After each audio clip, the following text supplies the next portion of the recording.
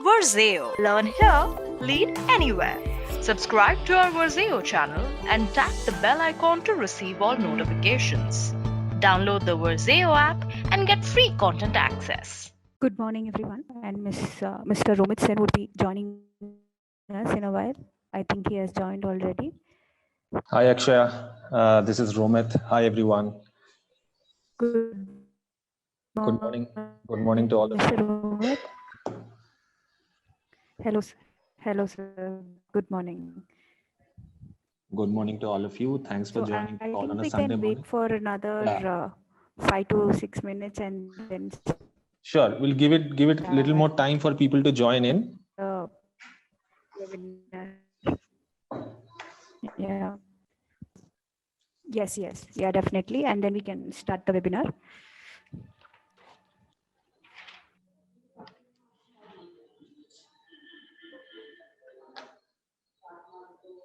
So I guess it's 11:05 already, and we can start, Romit, shall we? Yeah, I think people would be joining us along. Sure. Yeah. So I would like to give a brief on our previous webinar as well. So this is the strategies for GMAT part 2. So in our previous webinar, Mr. Romit walked us through the strategies for verbal and for quants as well, and where we solved certain problems, some practice problems. And I think we would be doing the same in strategies for part 2, but in an advanced level. And he would also be walking us through the strategies for IR and AWA as well. So, and thank you for joining us on this Sunday morning. So over to you, Mr. Romit. Thank you, Akshaya. Thank you everyone for joining the call. As Akshaya said, she has given a brief description of what we covered in the previous sessions. Yes, we did cover some strategies for GMAT in the part 1 of the webinar, where we went through high-level strategies about how you can prepare for the quant and the verbal sections. We will continue doing that today, but in addition to that, we will also cover at a very high level. We'll also cover how you can approach the integrated reasoning and the analytical writing assessment or AWA parts. Having said that, let me start sharing my screen.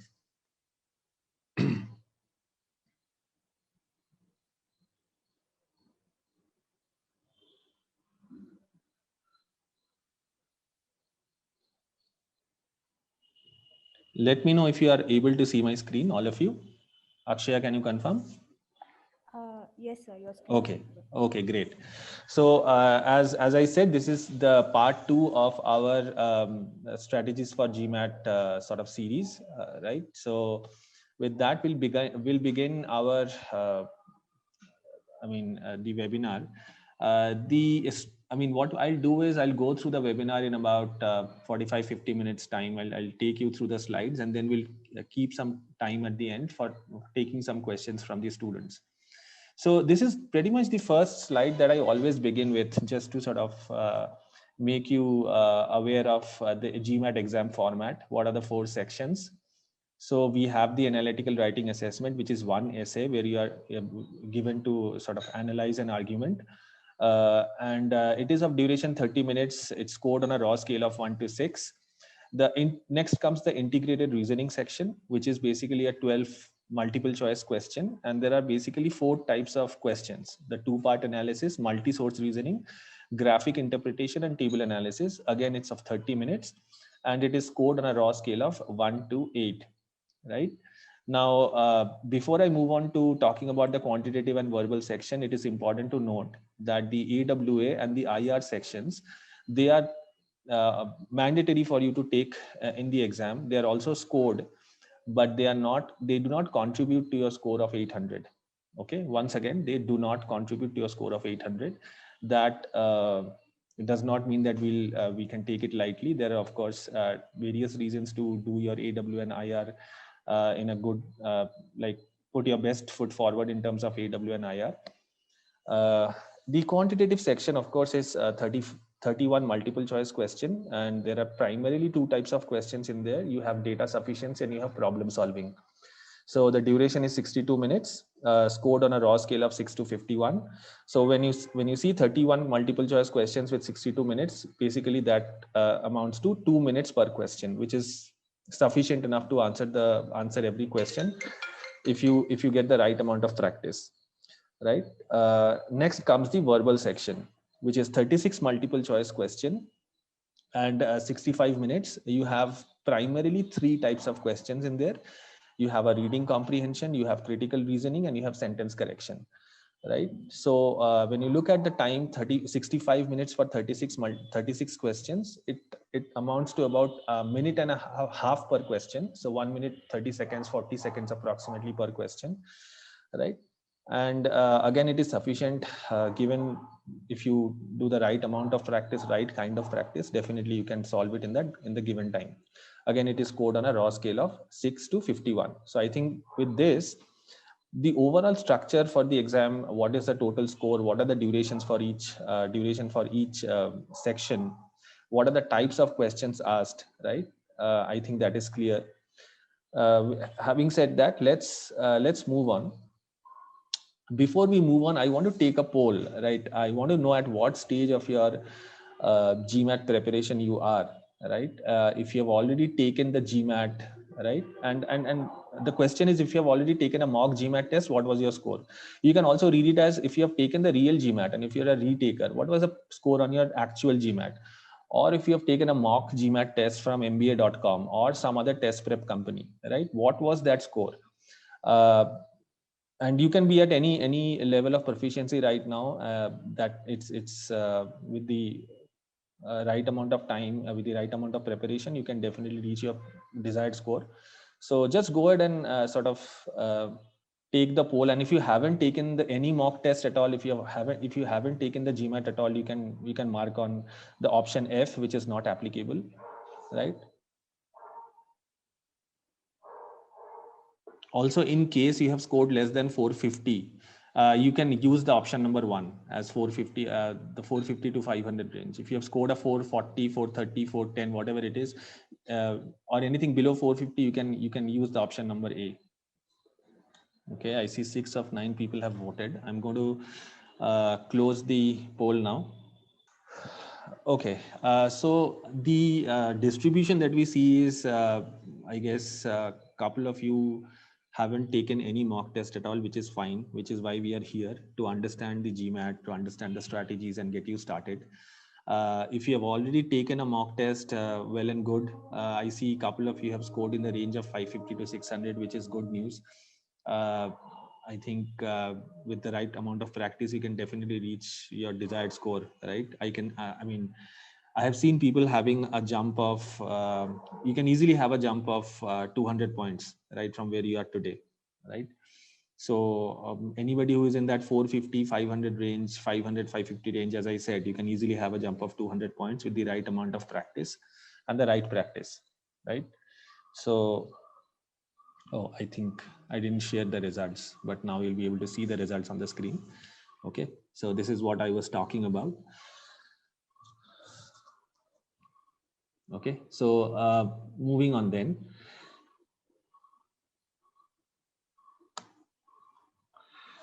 So now that I know that some of you have taken a mock test and where you are, obviously it's important to create a study plan, right? So for those of you who are planning to embark on your GMAT or MBA journey with the GMAT, the first thing that you should do is book your GMAT date, right? Because what happens otherwise is you keep on sort of procrastinating, and you think you'll book the GMAT date once you are ready, and you keep on postponing the date, right? That is, try and avoid that in the first place.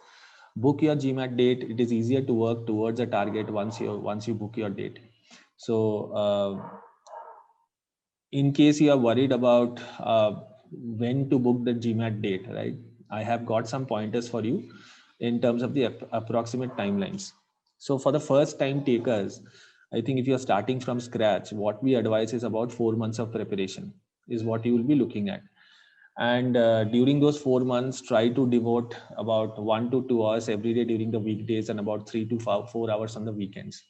Now, many of you are working, that's why I said 1 to 2 hours. Even if you're not getting 2 hours, try and devote an hour every day during the weekdays and as much time as you can during the weekends. For retakers, also depends on if you've taken it once and where exactly is your current score, right? For retakers, when I say retakers, if you have already achieved a score of, let's say, close to 600 to 650, and you want to probably improve by 50 points or 75 points, basically 70 points, 50 to 70 points, right? You will need approximately 2 months of dedicated study, right? Because you need to work on your areas of weakness, right? Before you take the GMAT again, you need to work on the areas of weakness so that you can improve on those areas and get to your desired score. Also, it is important that while you are practicing your weak areas, do not ignore the area that you did well in the first exam. So let's say you did well in your quant and you did not do well in your verbal, right? When you're taking the GMAT again next time, do not ignore your quant and focus only on verbal, because that is going to lead to a disaster. Next time, in the next, it's a next attempt, what might happen is you might score really well on the verbal, but you might miss out on scoring on the quant section, which might again bring your total score down. So it's important to, while you work on your weak areas, also keep practicing your strong area. So for retakers, it's about 2 months of time, dedicated study that you need to put in to get to your desired score. So we haven't spoken about integrated reasoning much, but we will do it today. This is one of the sections which does not contribute towards your score of 800, as I said, but it is scored on a scale of 1 to 8. There are 12 questions, and there are 4 different question types, right? And I'll just quickly take you through the 4 different question types, and we'll also take a look at one of specific question actually. So the 4 types are multi-source reasoning. In a multi-source reasoning type question, basically you will find a data being presented in a form of 2 to 3 tabbed pages. So there will be 2 to 3 tabs where you'll be presented different kinds of information. Now the information can be text, can be tables or graphics, right? Along with the tabbed pages on half the screen, the corresponding tasks are presented in the other half of the computer screen. So on the left side, you'll find the tabs. On the right side, you'll be given the questions that you need to solve using those information that is there on the tabs, right? So that is your multi-source reasoning. Now, and often you need to combine the information from different tabs to arrive to the right answer, right? So that is the key. Switching between the tabs, gathering the information from one tab, making use of that information in the second tab, and then solving the question. That is where your multi-source reasoning skills, that is what multi-source reasoning skills test. Now next comes the table analysis. So in the table analysis question, data is presented in the form of a spreadsheet like table, right? Now using the data, you have to respond to statements that have 2 opposing answer choices like true, false, yes, no. Does it support a particular conclusion or does not support the particular conclusion? The spreadsheet will have certain, let's say, default function, let's say, capabilities, like you will be able to sort and filter on the table, right? The data is by default sorted on the leftmost column on the table. And again, using that table, you'll be able to find out if a particular conclusion is supported or not supported using the data on the table. The third is the graphical interpretation, what GMAT calls using, like you have to crunch data, you have to gather conclusion using the information presented in charts and graphs. Again, these charts and graphs could be, let's say, for instance, bar chart, histogram, pie chart, right? Donuts, Venn diagrams, right? And using these, you have to probably answer some question. So you will have to be able to look at these graphs, make sense of it, gather the information, right information from it, and answer the relevant questions. And the final section is the 2-part analysis. The 2-part analysis is basically it will ask you to complete your information in 2 steps, 2 tasks, and there will be sort of these tasks share the same answer choices, and there might be 5 to 6 answer choices in total. So I mean, we'll not go through each of these sections in great details, because it's a very time consuming activity. I'll just give you a very high level sort of dip into the graphics interpretation section. So we'll take a look at a sample graphic interpretation section. Having said that, let's move on. So this is what a graphic interpretation, a graphic analysis question is, and we'll not solve it today. As I said, once you work with us, we'll give you enough practice on all these questions, all these different types of questions. But this will give you an idea of what a graphic interpretation question is.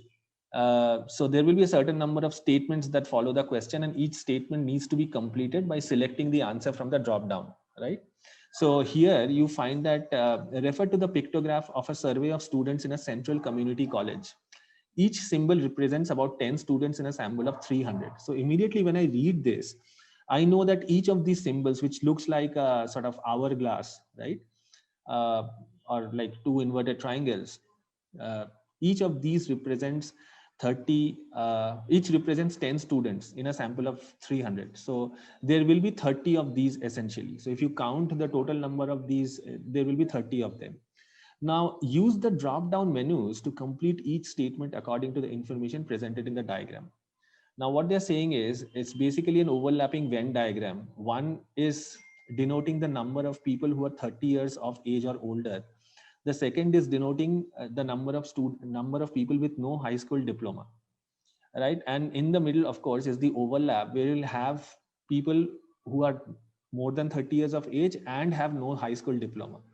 And there are certain students who are outside, which is like if you are conversant with the terminologies of Venn diagram, those outside students comprise of what we call as A union B whole complement, right? So there are a few students there, and those students represent what? They are less than 30 years of age and have a high school diploma. So now the question is in the form of a sentence, and at the end of the sentence I'm asked to complete the information. If one student is selected at a random from 300 surveyed, the chance that the student will be under 30 or a high school graduate or both, right, is what? So I have to select anybody who is under 30. I have to select anybody who has a high school graduate, or I have to select people who are both. So essentially it will be the number of all the, I mean, if you look at it, essentially, I have to select everything which is not in that A intersection B, right? The A intersection B is people who are more than 30 and do not have a high school graduate. This is asking me for the reverse, people who are under 30 or a high school graduate or both. So I'll have to count the outside ones. I have to count the ones that are on the first circle, but without the intersection. Again, the second circle without the intersection. So what essentially I can do is I can have those 30 minus 5 basically. So 25. So 250 of the students divided by 300. That would be my answer in this case. Right. So this is how you sort of solve. You have to obviously you have to write things down. You'll be given a sort of you'll be given a sheet where you'll be able to do your rough work. You'll be basically it's a scribble sheet. So you have to do this using the scribble sheet. If it is very simple, you can do mentally, right? But ideally you should be using the scribble sheet to do it. So this is a very simple example of a graphic analysis. This question actually comes directly from mba.com, right? So this is a good example to get you started. So questions like this, right? So so what kind of expertise do you need in order to solve this question? Ultimately, if you sort of look under the hood, right, you need to know the basics of Venn diagram. Right. If I ask you what is A union B, what is the formula of A union B, you have to be able to answer that. It is the number of elements in A plus the number of elements in B minus the number of elements that is overlap, A intersection B. So some basic ideas of Venn diagram you need to be able to know to be able to solve these questions. You can also apply common sense and do it as just this. don't specifically need formulas to do it. But yeah, if some practice with Venn diagram is going to help you solve the graphic analysis question in this particular case. Okay. So moving on then. So we'll come to AWA, and as I said, we are not going to look into every section of IR, every little details of AWA today. This is just like sort of a curtain raiser in some ways. So AWA, as you know, it stands for Analytical Writing Assessment. Now there are 4 different parameters on which the GMAT analyzes your GMAT AWA essay. So one is the analysis of the issue. One is how you are able to support your ideas, like stating facts from, like how do you support your ideas with the right facts. Number 3 is how do you organize your idea in a very coherent way, right? And number 4 is the language control. So this is important, I would say, but how you analyze and organize your ideas is also very important, right? So just because there is a full section on the GMAT verbal, you are expected to follow the same standards of the GMAT verbal section when you are writing an essay. So you can't be making simple errors like agreement of the subject with the verb errors, or modifier errors, or parallelism errors, or these basic errors you are not supposed to make when you are writing the essay, right? So you have to bring in all the learning that you have taken from the GMAT verbal section into when you are writing your essays, one essay. So now at a very, very high level, how do you structure the essay? So you'll be given an argument, and you'll be given a statement, and you need to either write your argument in support of that statement or against that statement. So ideally, you could divide your essay into pretty much 4 paragraphs, right? So the first 4 or 5 paragraphs, there's no hard and fast rule, but pretty much the first paragraph is basically where you restate the argument and point out the flaws, right? And in this case, in this particular example today, we are talking about an example where you are negating the argument, right? You are writing against the argument. So basically you are restating the argument and pointing out the flaws. Now state your views, which you will discuss in the next paragraph. So in what ways are you going to refute the argument? You can give a brief, let's say, couple of lines about it, that these are the ways that I'm going to take up to refute the argument. In the first paragraph, after that, what do? You state your first sort of critique of the argument and support your view with an example. Now, this is very important. If you are able to give an example, right, that clearly refutes the argument in a very logical way, that gives you a lot of, that's definitely good. Second paragraph, again, you give your second major critique of the argument and support your view with an example. This is what I'm repeating every time, that if you are able to support or refute the argument with an example, nothing like that. In the third paragraph, what you do is you state information which you feel would have strengthened the argument, but is absent, strengthened or weakened the argument, but is absent, right? So if there are any missing information that helps you build your case, you can use them as well. You can mention that, okay, maybe data around this particular argument, this particular point will help us build a case against the argument, but this is missing. So you can state those in a very eloquent way, and that is also going to help you build your case. Finally, once you give your critique, first critique, second critique, third critique, missing arguments, you want to conclude the essay. You state that the argument is therefore flawed because of the above reasons, and what are the other reasons that could have strengthened your case, right, or weakened your case, right? But in this case, if you are writing in favor of something, find arguments that would always strengthen your case, whether that's in support of the argument or whether it's refuting the argument. Whatever will strengthen your case, right? Whether you are writing in support, again I repeat, or you are writing in trying to refute the argument. So this will be a good conclusion, and you can rest your case at that point. So this is a basic structure of the AWA that you can follow.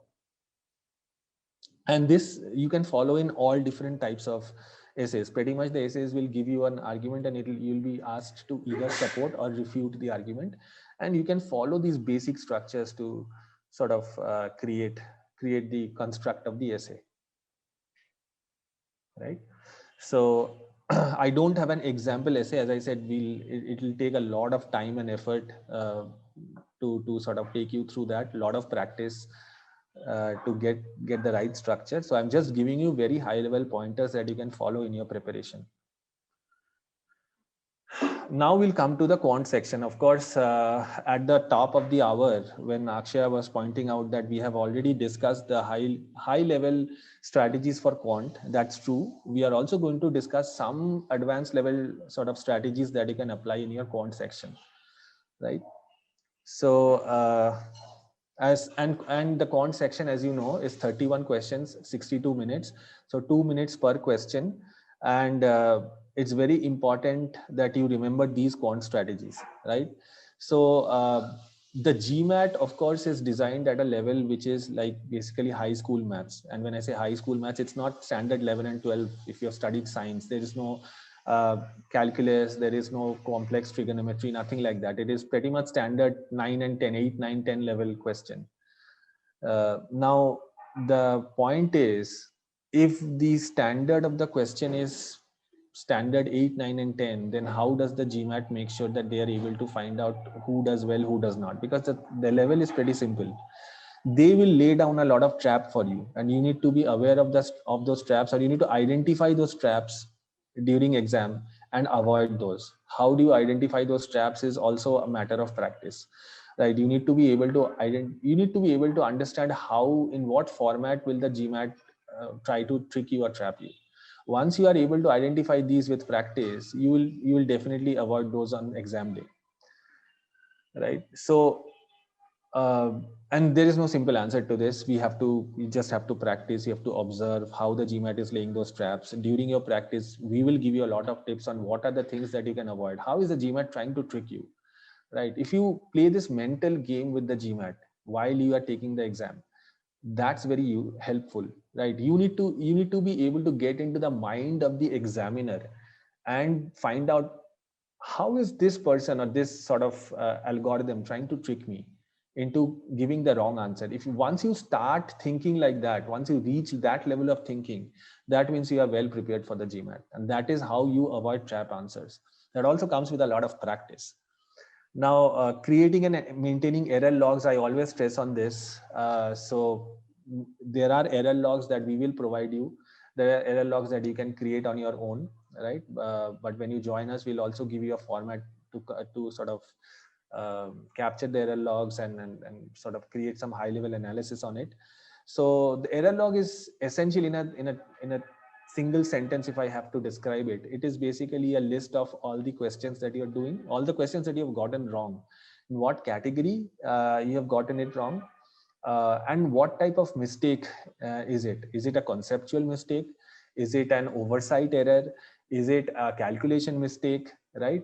So if you can sort of divide those, like categorize those mistakes in different types per topic wise, later when you take a look at it, you'll be able to understand what are the areas that you need to focus on.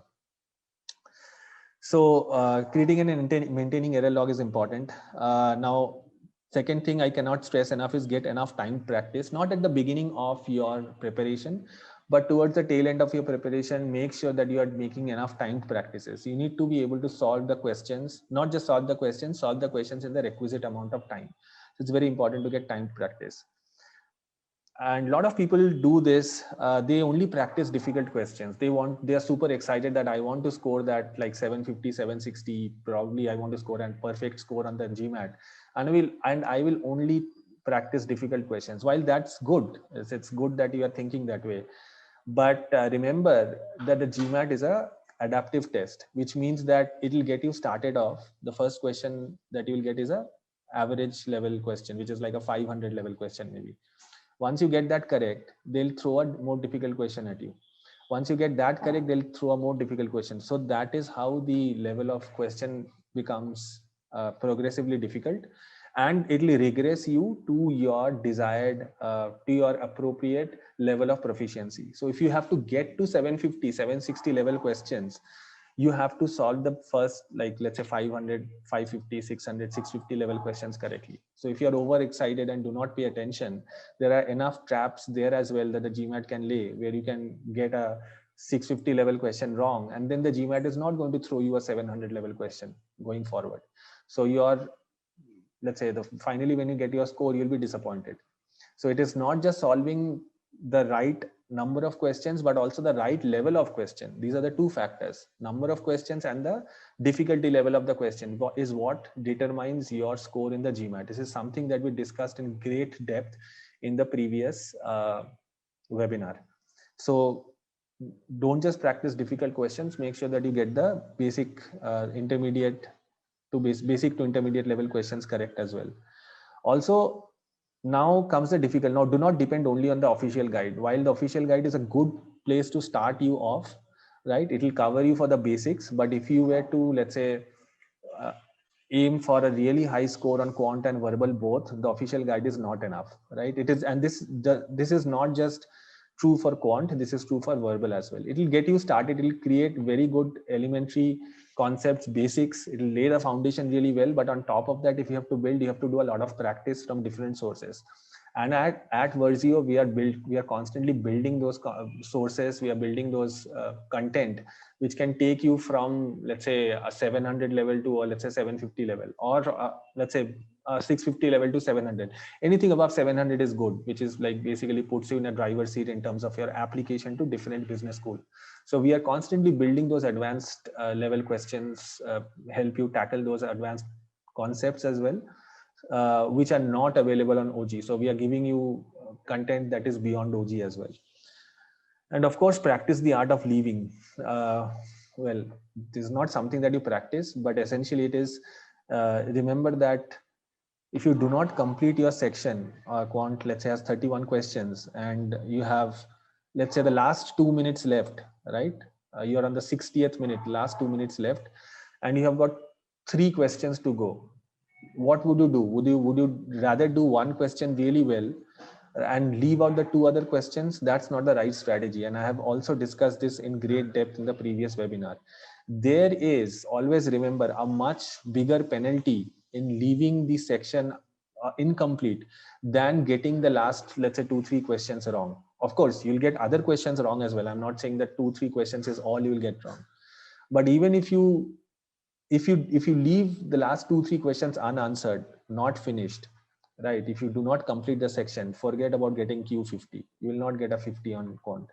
But if you somehow complete it, but you get it wrong, there is still chance that you will get a Q50. If you have done the previous questions well, you have solved them mostly correctly, you can still get a Q50. But don't leave the section incomplete. So if I were you, I will probably, if I've got 2 minutes and I've got 3 questions left, what I'll do is I'll spare that about 1 minute, 15 seconds, 20 seconds to solve that first question correctly. Like the 29th question, I'll solve correctly. And for the 30th and 31st question, I have approximately 40 seconds, or let's say almost a minute. I'll quickly look through them and take the best guess and solve the question. That is what my strategy would be, and that is what I advise all of you to do. But ideally you should practice in a way that does not leave you in a situation like that. You should have enough time to go through the entire set and complete it on time, right?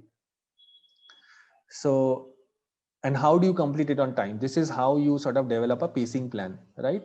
Now, on the top right hand corner of your exam, what you will get is a countdown timer, which basically tells you the amount of time left. And you will of course be solving questions, so it's very difficult for you to keep track per question. But here's a suggested pacing plan. You can develop the same pacing plan for the verbal section as well. So essentially the first 20 minutes you should be doing 10 questions, right? So that's a good, let's say, block of time that you can allocate for doing the first 10 questions. At the end of 10 questions, only 20 minutes should be expended. So you should be seeing about 42 minutes on the top right hand corner countdown, right? So that is how you pace yourself. So in the next 20 minutes, you do questions 11 to 21. Again, another 10 questions, which basically means that you are on track in terms of 2 minutes per question. And the third 20 minutes, you solve question 22 to 30. Now here you are solving approximately 9 questions if you look at it, but the level of difficulty of the questions might also increase. So therefore I'm giving you more, you have been given more time to solve 9 questions right now. And the last question you are left, like you have 2 minutes to solve it, that should be enough, right? So this is how you develop a pacing plan, approximately this, and you can come up with a pacing plan like this for the verbal section as well. We'll give you all those strategies right in details subsequently. So having said that, now there's some, as I was saying, more advanced tips, right? Now whenever you read a question stem, uh, make sure that you make very clear note of it. In the question stem, often you'll be given information like uh, the, the set of answers is an integer, or it might be given that it's only positive values. But when you are solving it, you are probably getting positive and negative values. But in the question stem, it's already given that the value of x, for instance, whatever you are finding, it is positive. So you have to combine that information along with whatever you have calculated to make sure that you weed out the negative values and you can only focus on the positive values, and then you can arrive at an answer, right? Oftentimes students miss out on the information that is given in the question stem. Do not do that. In terms of solving DS question, always translate your word problems into an algebraic equation, right? This will given, let's say, this will help you break down a large question which is like written in a very verbose manner, and like make it very palatable and understandable to you, right? It saves time and it helps you sort of simplify the question. Never try to prove the statement is sufficient. Always try to prove the reverse. Like if you are preparing for the reverse and if you are still not able to improve insufficiency, that means it's sufficient. So that will avoid, let's say, that will help you avoid traps. Never make assumptions. Uh, so many a times, yeah, of course, if there are no constraints given, if you are asked to solve a problem, we often, because of the simplicity of our, it's a thinking, because we are mostly in our regular life we are dealing with natural numbers, integers, but we forget that if unless it's explicitly given that the answer is an integer or a natural number, don't make assumptions, right? If like you are given that x is greater than 2 and x is less than 4, do not assume that x is equals to 3. It can be a fraction as well. Greater than 2, less than 4, it can be a fraction. So don't arrive at an answer assuming that it's an integer, it's an integral value. So these are some of the sort of advanced tips, right? And check for boundary values. Of course, it's very important, and we'll teach you more about it. We'll teach you these specific tips and tricks to sort of avoid those trap answers during your exam, right? So these are some of it, and there are many more, but of course, I'm giving you pretty much the most important ones. So this is a sample PS question. I'm going to sort of open the polls for you here. I'm going to give you about 2 minutes to solve the question, right? And no worries if you cannot get it. This is just practice. And I just find that if I throw in a few questions, I find students to be really interested. It is interesting for me as well. So yeah. So go ahead and take a shot at it. At the end of 2 minutes, I will close the poll, and then I'll also walk you through how to solve it. Right, go ahead and take a shot at it.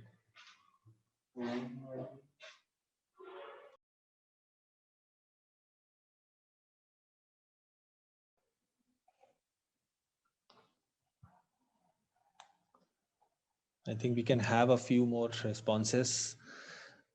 Remember, this is a situation which you will face in the GMAT. If you do not know it, you have to mark something and move on. There's no skipping questions and coming back to it. You have to mark something and move on.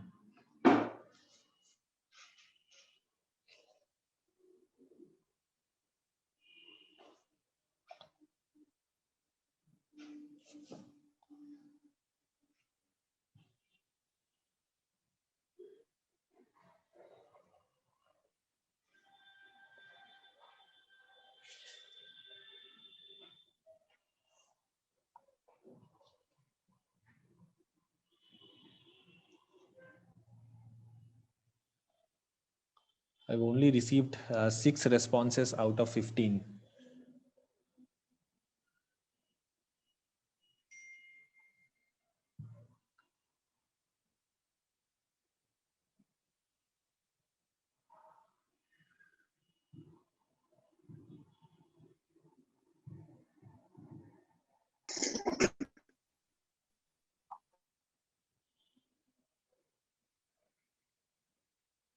Okay, I'm going to close the poll right now. I'll give you the last 10 seconds to mark something.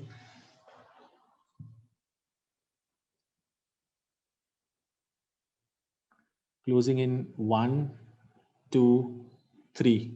That's it. No more time. Okay, let me share the results. Okay, I hope you're able to see the screen. So the correct answer in this case is C9. Couple of people have got it correct. Good. People who have not got it correct also, no problem. I see 3 of you, most of you have marked it as 12. Okay, so let me quickly walk you through it. Right, so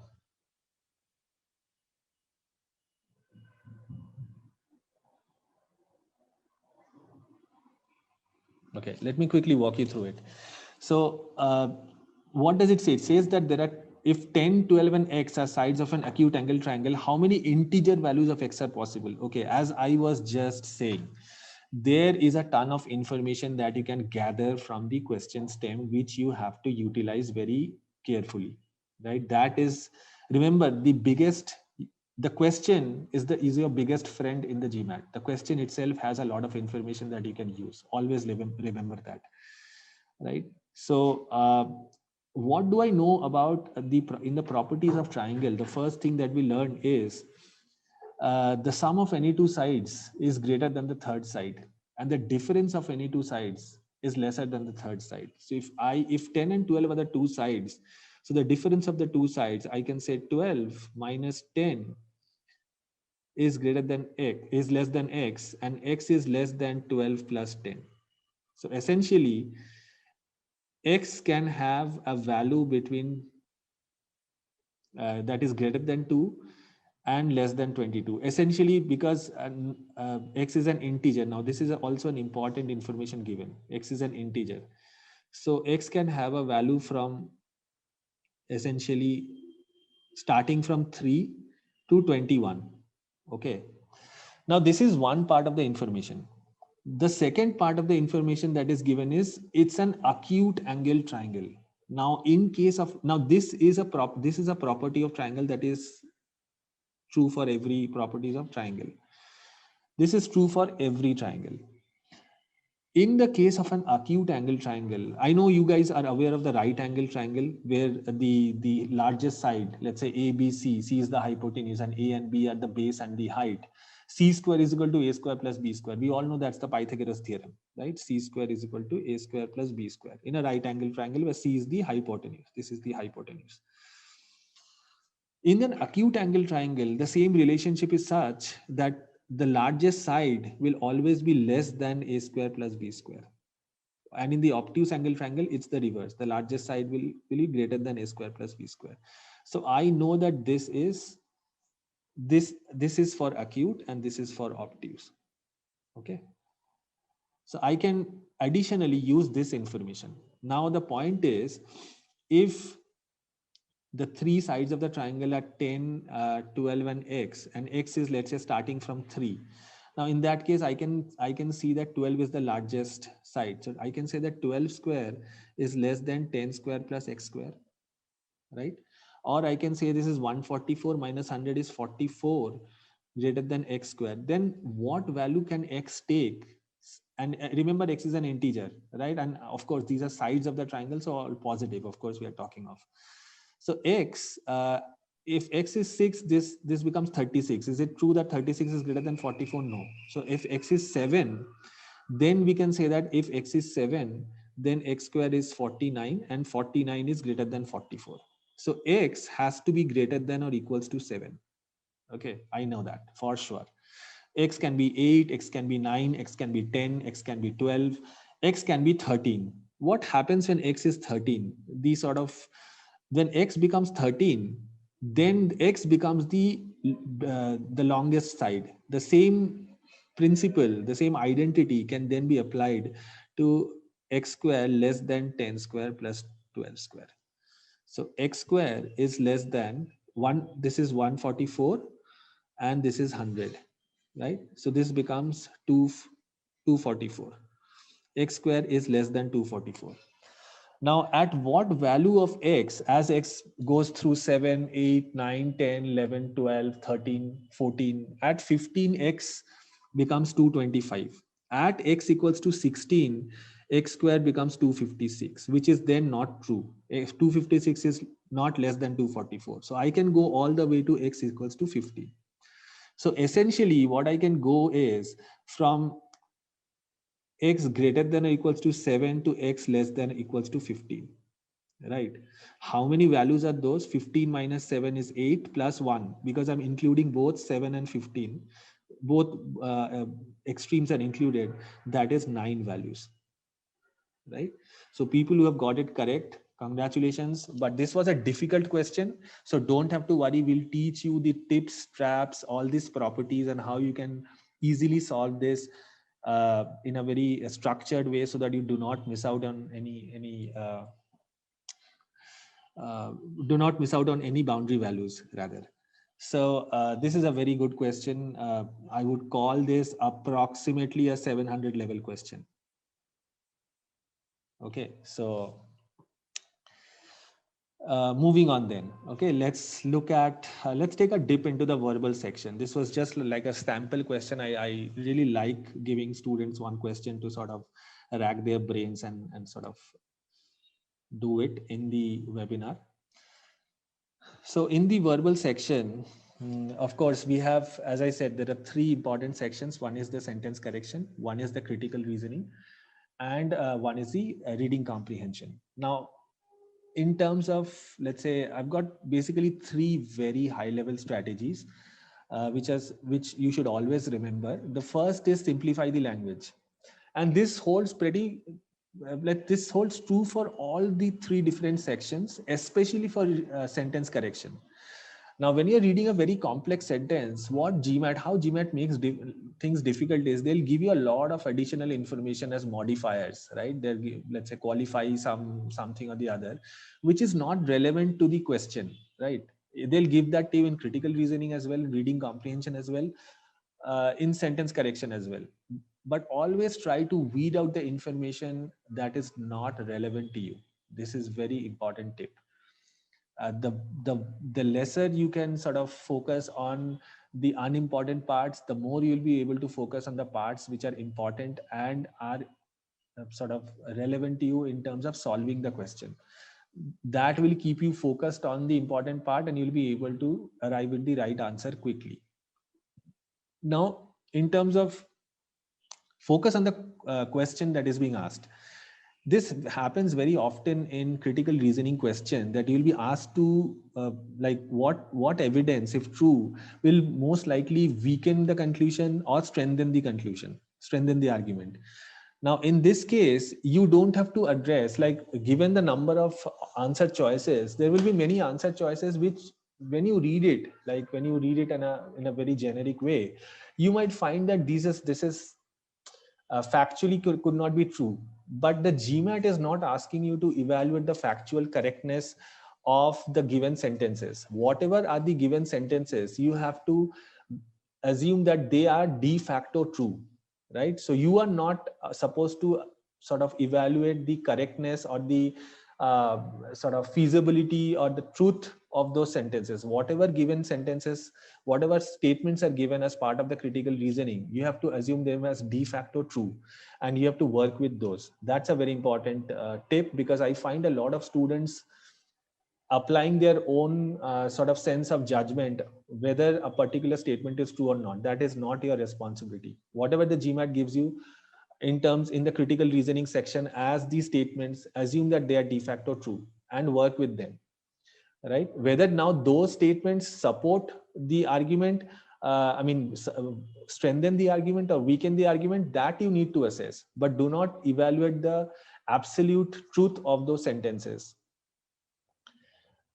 Take notes. Of course, this is a very important tip for especially in reading comprehension. Now, reading comprehension is often a large 200-word sort of paragraph, and it can often be confusing because the topics that are typically covered in reading comprehension, they can range from psychology to economics to biology, right, to evolutionary biology, some things that we do not read on a day-to-day basis. We read the newspaper, right? We read some articles on Medium or whatever, Atlantic, but we do not do a lot of in-depth reading on evolutionary biology or economics, right?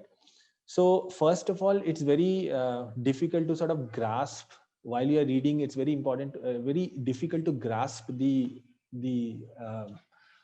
ideas that are being presented in the reading comprehension, which is a difficult thing for everyone. It'll be difficult not just for you. Anybody taking the GMAT will find it difficult. There again, you have to apply the principle of simplifying the language, weeding out the stuff that is not important and focusing on only the areas that are important. What are the sentences in that entire reading comprehension that will allow you to answer the question? Just focus on those. There will be a lot of additional information given. And why are those additional information given? Those are specifically given to derail you, to sort of confuse you. And that is how the GMAT lays their traps. In quant section, they lay the trap in a different way. In the verbal section, they are going to confuse you with a lot of unnecessary information, right? It is your responsibility to weed out that information and focus only on the essential parts, right? And writing down some of the key ideas in a reading comprehension helps you do that, because the reading comprehension is pretty much the biggest question on the GMAT, right? It's a 200-word paragraph, and you have to understand the overall sense of the paragraph. What are the different contradictory opinions? You have to probably write them down in a table quickly and then answer the questions. Don't spend a lot of time in sort of creating the scribble.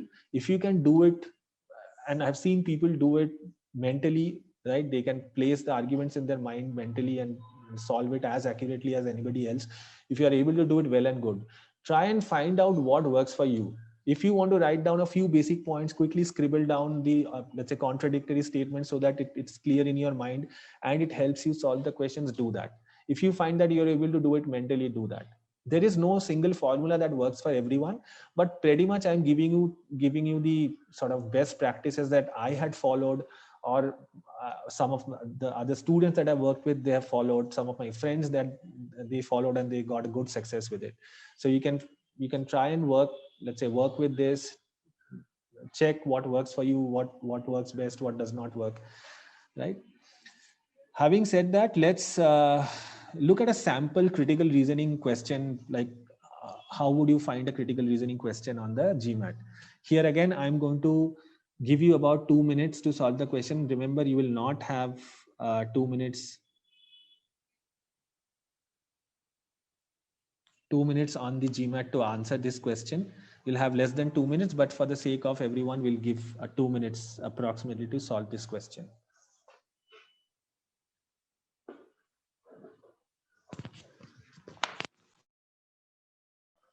We are over 2 minutes, so I request all of you to mark something and move on. As I said, you will not get an option in GMAT to skip questions. You have to mark something and move on. Otherwise, you run the risk of not completing the section, which can be even more detrimental, right?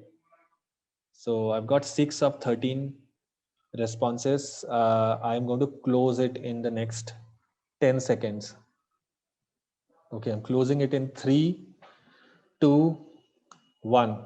Okay. Great. I think I'm a little more happy with the results on the verbal section. C is indeed the right answer, right? I think 5 of you, 83% of people have gotten it correct, right? So yeah, the idea here is, I think you've already gotten it correct, but so anytime you evaluate a critical reasoning questions, the three things that you need to remember is, one is the premise, one is the conclusion, and one is the assumption. So you have to identify the premise and the conclusion. You can do it for the simple level critical reasoning questions also, but this technique is very, very helpful whenever you are solving difficult CR questions, right? So if we were to identify the premise and the conclusion of this particular statement, it says that several people have died while canoeing during high water on a nearby river in recent years. So this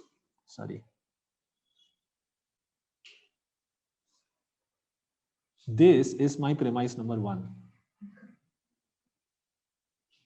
The local police have proposed a ban on canoeing when the river reaches a floodgate. This is a statement. This is a premise number two. Okay. Now the opponents of the ban argue that the government should ban an activity only if it harms people other than those who are willingly participating in the activity.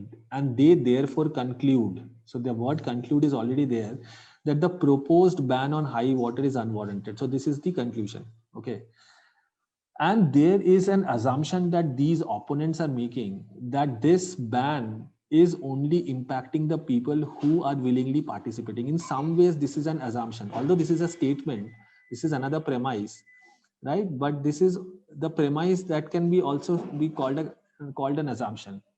These people are assuming, the opponents of the ban are assuming that these people who are going for canoeing on the nearby river, right, during high tides, they are only getting impacted, nobody else is getting impacted, and based on that they are concluding that the proposed ban on the high water should be avoided, because they are saying that you cannot curb people's free will.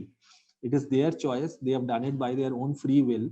You do not have any right to curb it. Only if it is impacting other people, uh, that is when it can, let's say, weaken the argument. Now I have to find an answer choice where it says that it can weaken, it can impact people other than those who are willingly participating.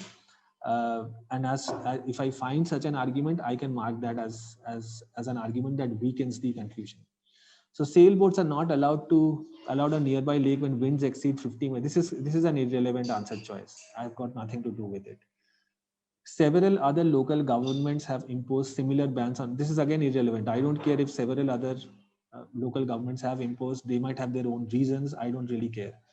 Several police officers have been seriously injured while trying to rescue canoeists who were stranded on the Over while attempting to canoe during high water. Great. Now, this is something that is directly contradicting what these opponents are saying. In fact, there are police officers who are seriously injured.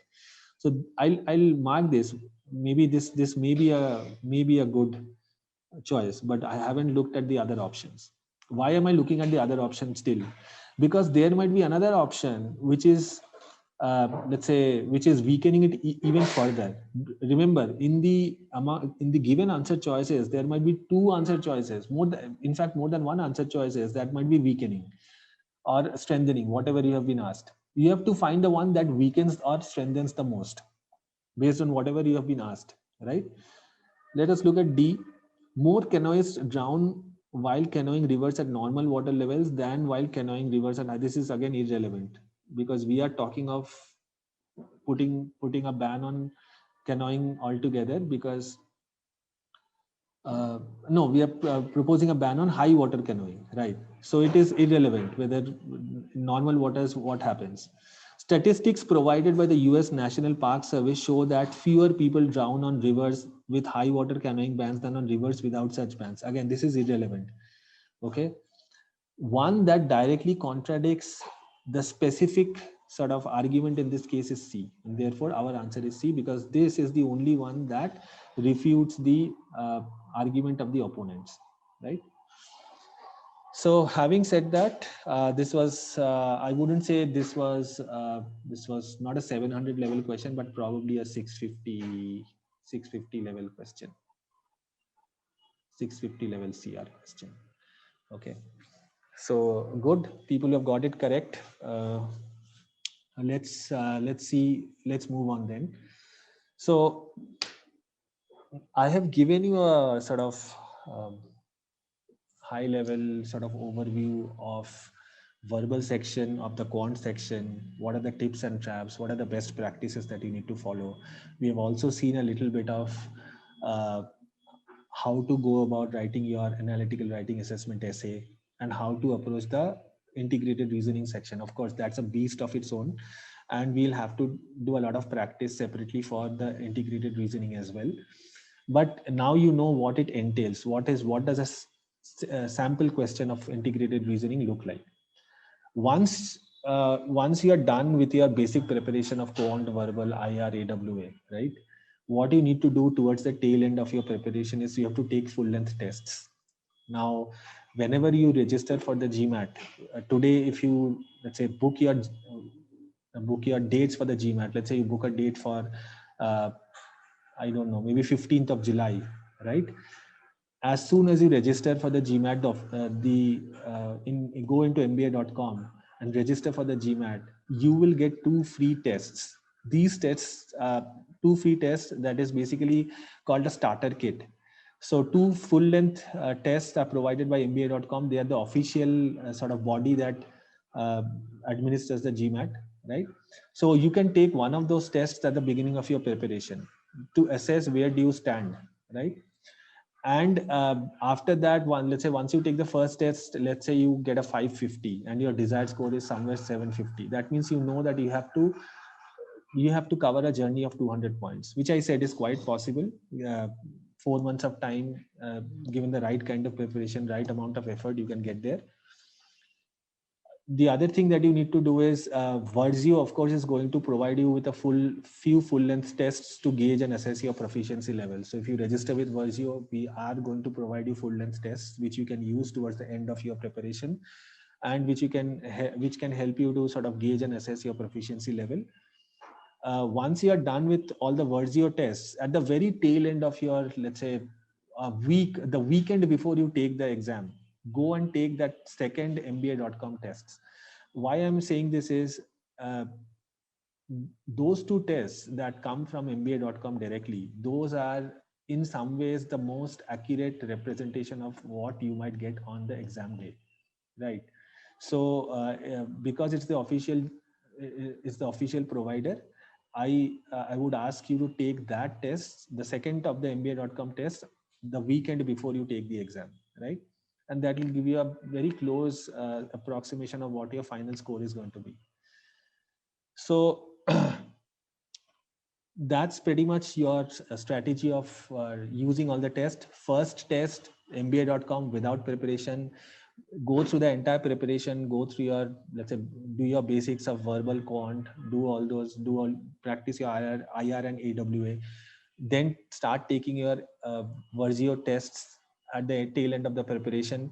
And before the weekend of your exam, take the second mba.com test. That is how you should pace all your tests. Space them well. And also remember, whenever you're taking the test, a lot of students have the habit of skipping the essay, skipping the IR or the essay. They don't want to take it because why would I want to take it? It's not counted. It does not count towards my score of 800. But remember that on exam day, it is a marathon. So you need to prepare muscles well, like your let's say brain muscles, right? So that you can withstand the entire onslaught of the exam, and you can still focus on the quant and the verbal section, right? So you have to build that muscle memory by practicing the full length test in the true spirit. So when you're taking the full length test, do not skip the IR section, do not skip the essays, write your essays, solve all your IR questions, and that is going to give you a, let's say, good practice for your D-Day, right? So that is how I would conclude in terms of the full length practice tests. How can Versio help you? Of course, we are designing our course. As I said at the beginning of, if you remember the first, I think it was the second slide, where we were talking of the number of hours. About 4 months is your prep time. And if you look at our course duration in the table, it's about 4 months with 80 plus hours of preparation, right? Where we will take you from the very elementary level to the more advanced concepts. We'll walk you through all the tips and traps, and we will also prepare you well for the IR and AWA. Not just that, once you are done with your GMAT, we don't stop. We don't stop there. We'll also help you uh, with your providing you guidance with your college applications and essay writing. What is that essay? Because every college that you apply to will require you to write a couple of essays, uh, right? Statement of purpose, couple of essays that you need to write about why do you want to do your MBA, why do you want to do an MBA at this time, why do you want to choose this college. So there is a lot of effort that goes into that part of your journey, which is very critical. Remember, taking the GMAT is a very holistic process. Admissions to American Business School or even European Business School or wherever it takes, wherever the college takes a GMAT application, it's a very holistic process. Even ISB, IMA, all these colleges will not just look at your GMAT score. GMAT score is just one part of it. Beyond that, you need to really write your essays well, write your statement of purpose as well, get good letters of recommendation. Only then you get into a good school. So we'll help you through that journey as well. I will pause at this point and ask Akshaya, do you want to add anything to whatever I said? And Yes, maybe yeah. yes, Romit. Yeah. So, to add on to whatever Mr. Romit said, yeah, we are having this launch offer. So, as you can see in the screen, and I think Romit has explained pretty well of whatever we are offering. Thank you, Romit. And yeah, the next episode of this webinar would be the last episode. So after that, it's not going to get over. We still want you on board for our course. Like, you can get on board with us, and I think I have shared the link in the chat to our website, and also we have the feedback form link as well. So you can check out both the links, and to know more about our course, you can visit our website, and you can even contact us through WhatsApp over there. We have the links in the website provided as well. So our course would start from April 3rd, the week after the last webinar. So I think like Mr. Romit would not be a new face for you all even after the webinar ends. So I guess like we can have a smooth sailing from then. So I that's it for this webinar. The meeting would be live for next 5 minutes until everyone would get a chance to fill the form, and then Are there any questions that we in the chat section? Can you take those? I don't know if there are questions. I didn't receive any questions in the chat, Romit. Okay. Yeah. It's a quiet webinar in that case. Generally, Yeah. we receive a lot of questions. Yeah. Hello, can I ask a question? Sure. If I'm audible? Yeah, I'm in my first year now for my undergrads, and which will be the best time for me to take my GMAT test, because the score is valid for 5 years. So I like fourth year might be busy. So according to that, what would you advise me on that? I mean, you could take, you need to have your graduation completed to apply, but you don't need to have your graduation completed to take the GMAT, of course. GMAT, yeah. So I would say, if you want to give yourself more time, in case that, as you rightly said, it's valid for 5 years, I would probably take it at least not in the first year, because then you'll not be able to apply for a good 3 years, right? Because until I don't know if you're in engineering or a 3 years I'm program. doing engineering from BITS Pilani. Yeah. Okay, so in that case, you'll have to wait a good 3 years before you can apply. So third year should be good. Third year can be a good, good time to get your GMAT done. Okay, yeah. So that will mean. Thank you. Thank you. Anything else? Yeah. Anybody else can directly ask questions, or either in the chat box as well, whichever you prefer to be comfortable.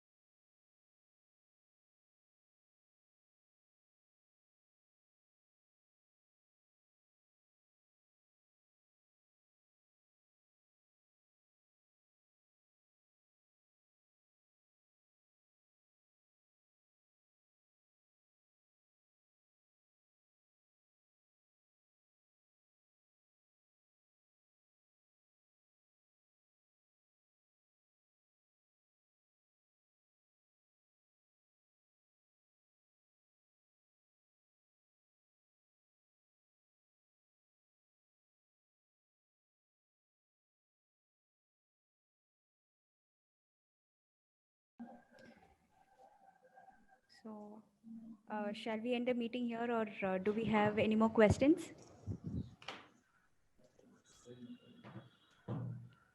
So I guess that is it, Romit.